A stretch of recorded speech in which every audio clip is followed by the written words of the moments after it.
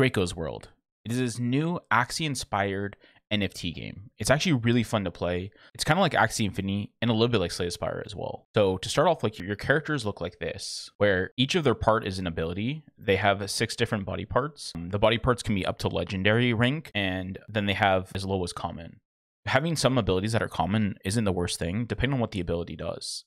Usually you want like to have 1 0 cost here and then 3 other decent cards. So that's where kind of like the Axie inspired part is. It's how the body is created, where you mesh 2 of the Dracos together and then they make a new Draco that's gonna have a similar from the parents. It's gonna take some from one Draco and it's gonna take some from the other side of the other Draco. But let's hop in game and kind of show you how it plays. Also, right now they are on the testnet, which means you can play for free, which I will leave a link down below in the description if you want to check it out. So there's currently 2 different types of mode you can play. There's arena mode and adventure mode. In adventure mode, you pretty much will get this token here, which can be used to be able to play into PvP mode.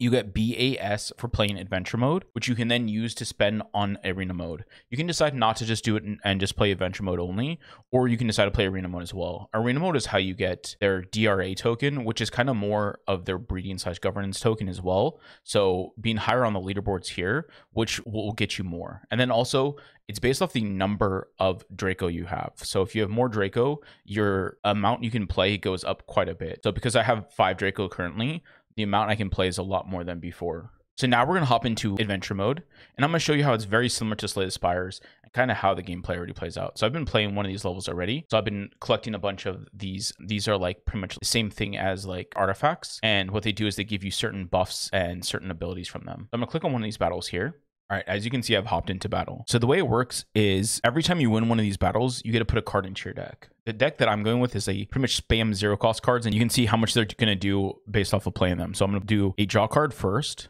which then draws me more cards. And then I'm just going to spam a bunch of these 0 cost cards to try and get myself a kill. I think this guy will be a little bit easier, so let's go for that one.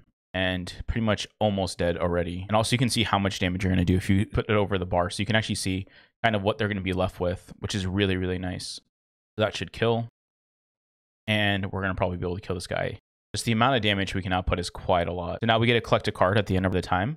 I really don't like any of these cards. Like the card that I'm playing is really, really busted. So I don't really want to add a bunch of more random cards into my deck. So we're just going to skip our reward. And you can see that I earned 2 BAS. So every battle will give you BAS. And then also when you complete the whole level, you'll get BAS too. Here is kind of like a random event. Pretty much you can maybe get a curse in your deck or you can get something decent. So we're going to take a look. We're going to use the 40 gold coins because we don't have anything else. Obtain 1 card from the beggar. Let the beggar remove 1 card from your deck. I think it's always good to remove 1 card. So we're just going to remove 1 card from our deck. So we're going to get rid of 1 card that we really don't want. I'd say probably this one, which is an area effect, is a little bit damage to everything, but it's too expensive. Confirm. We have removed 1 card and then we can continue on. So I'm going to take the battle here. So we're going to do the draw card. We're going to hit him for a bunch. So we're going to finish him off and get gold from him.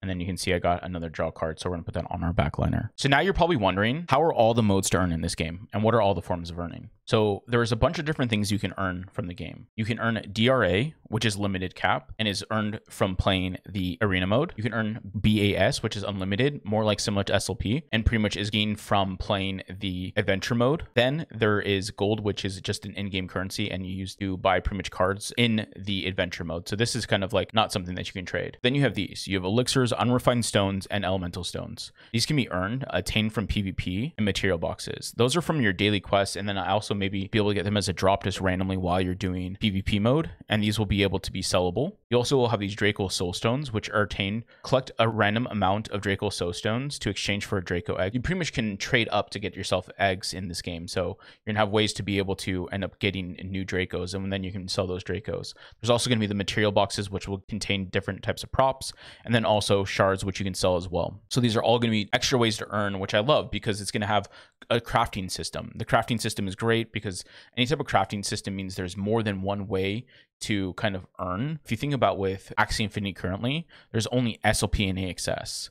So SLP and AXS, if you're not burning SLP and AXS, there's no other way to earn in that game. And you can see how the token's done and it's kind of crashed.